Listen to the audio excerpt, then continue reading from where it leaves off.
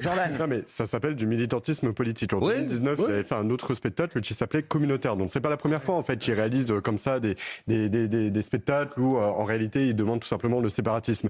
Moi ce qui me choque c'est au-delà du fait c'est de l'humour en fait. J'ai presque envie de dire je le remercie parce qu'en fait il vient illustrer une chose, c'est qu'on nous explique qu'il n'y a pas de racisme anti-blanc en France parce qu'il ne serait pas systématique et systémique. Or s'il peut se permettre comme ça dans une salle avec une grande audience et que ça ne choque personne, c'est précisément parce qu'en fait il s'inscrit dans un communautarisme qui est plus large et que d'autres se permettent de le faire. Moi j'avais assisté à un spectacle de Yacine Bellatar où il demandait à compter les blancs et les noirs dans la salle au début de son spectacle. J'ai regardé récemment les spectacles de Farid qui expliquait qu'il fallait insulter Zemmour, qu'on pouvait se permettre de chasser Éric Zemmour comme ça. Il a fait tout son spectacle là-dessus. Donc en fait la preuve, s'il en fallait une, qu'il y a bien un racisme systémique en France, c'est qu'il se permet parce qu'il est dans un écosystème de racisme anti-blanc. Il y avait la journaliste du média Le Média, Sabrina Ouaz, qui disait je vais arriver au bureau lundi en les traitant de salguaires. Il y a Nassir El Moadem qui traitait les journalistes, les Français de racistes dégénérés. Il le fait parce qu'il peut se permettre, parce qu'en fait il n'y aura aucune répréhension là-dessus. Donc ça prouve bien qu'il y a bien un racisme systémique. Mais le but c'est l'affrontement. Et c'est de l'affrontement, mais parce qu'ils cherchent à monter les uns contre les autres, évidemment. Ouais, Samuel. Juste un petit mot, pour qu'une blague soit drôle, il faut qu'elle ait un fond de vérité.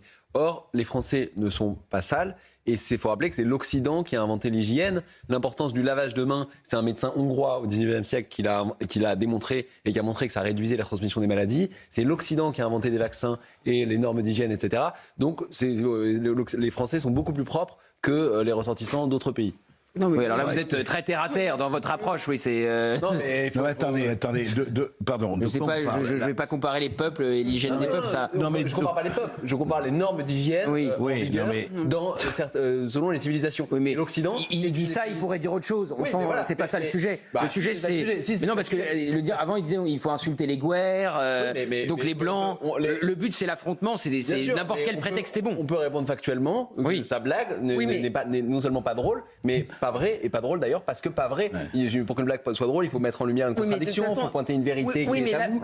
Mais ce qu'il pointe du doigt est complètement faux. Non, mais donc, pour aller dans votre sens, à ce moment-là, on va pas analyser et faire l'exégèse de ce qu'il dit puisqu'il parle des mains et ensuite du cul, donc ça va pas ensemble. Enfin, je veux dire ça. On ne sait pas. Mais c'est vrai. Non, pardon, est-ce qu'on peut expliquer?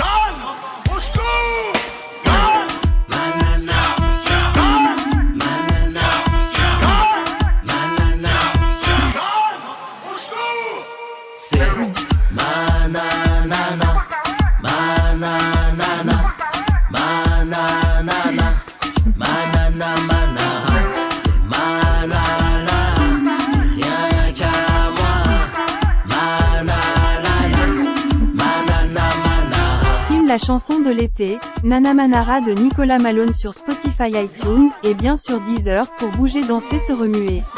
L'été sera chaud.